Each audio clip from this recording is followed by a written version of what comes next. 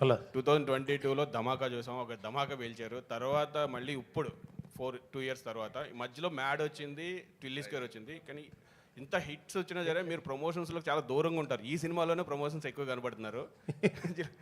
ఈ ఎనర్జీకి కారణం ఏంటి? అలా ఏం లేదు సార్. అంటే నాకు బేసిక్గా ఏంటంటే ఏదైనా పని ఒప్పుకుంటే నాకు నిద్ర రాదు, ఎక్కడో తెలియని భయం ఉంటుంది. బాగా చేయాలి, మనం చాలా బిగ్ అంటే పెద్ద బాధ్యత కదా.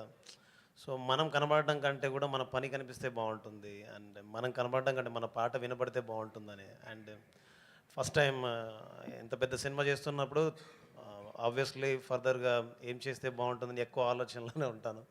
సో కనబడకపోవడానికి కారణాలు ఏం లేవు, పాట కనిపిస్తే చాలనుకుంటాను. సో దట్స్ అంతే. All the best. Anil garu ఒక్క క్వశ్చన్ అండి. సో 2 రోజుల నుంచి ఐటీ రైట్స్ అని జరిగేది, పోస్టర్స్ మీద నెంబర్స్ మీద జరుగుతున్నాయని చెప్పి బయట ప్రచారం ఉంది. కొంతమంది ప్రొడ్యూసర్స్ ఏమంటారంటే ఇది ప్రమోషనల్ నెంబర్స్, దీన్ని నమ్మొద్దు అంటారు. సో మీరు 230 వేశారు కదా 9 డేస్లో. సో మీది ఎంతవరకు 100%? అదంతా యాక్యురేట్ అమ్మా. మేము జిఎస్టీకి వెళ్ళిపోయాం, పర్ఫెక్ట్ నెంబర్ ఇచ్చాం. మేము ఎక్కడ దాంట్లో ఇచ్చేది లేదు. మా సినిమా వరకు చెప్పమంటే ఇందాక చెప్పాను కదా, ప్రతి రూపాయి ప్రేక్షకుల నవ్వుల నుంచి వచ్చింది. దాన్నే మేము ఎందుకు చెప్తున్నామంటే ఈ జోనర్కి ఇంత స్ట్రెంగ్త్ ఉంది అని చెప్పాలి కాబట్టి వేస్తున్నాం.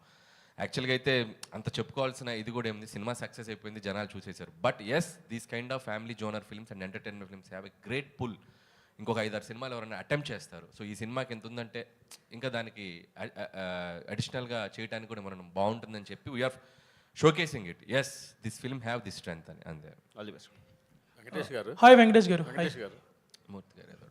వెంకటేష్ గారు. నేను క్యాజువల్ ఇక్కడ కూర్చుంటాను, రండి. లేకపోతే రావట్లేదు. రా అనిల్. ఇప్పుడు చెప్పండి సార్. మేము కూడా వచ్చేస్తాం సార్. రండి. కెమెరాలు అనేది ఇచ్చండి. లేదు పర్లేదు, కనపడుతుంది. ఐటీ రేట్ బ్యాక్డ్రాప్లో ఇండస్ట్రీలో ఐటీ రేట్ బ్యాక్డ్రాప్లో సినిమానా?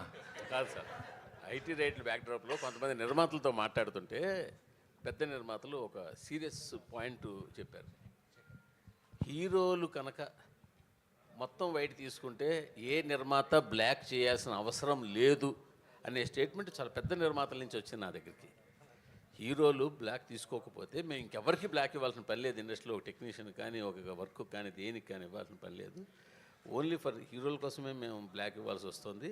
ఆ బ్లాక్ ఇచ్చిన దానికి కూడా మేము బ్లాక్లో ఇంట్రెస్ట్ కట్టాల్సి వస్తుందని ఒక పెద్ద 2-3 నిర్మాతలు కనిపిస్తుంది. సో దీని మీ ఒపీనియన్ ఏంటి? నేను మిగతా ఒపీనియన్ నాకు తెలియదు కదా, నేను ఫుల్ వైట్ అయిపోయింది. వెంకటేష్ బాబు, వైట్లో వైట్ తీసుకునేది ఇంతే, నేను ఎక్కువ లేదు. ఇన్ఫ్యాక్ట్ ఎక్కువ తీసుకోను, తీసుకునేది వైట్.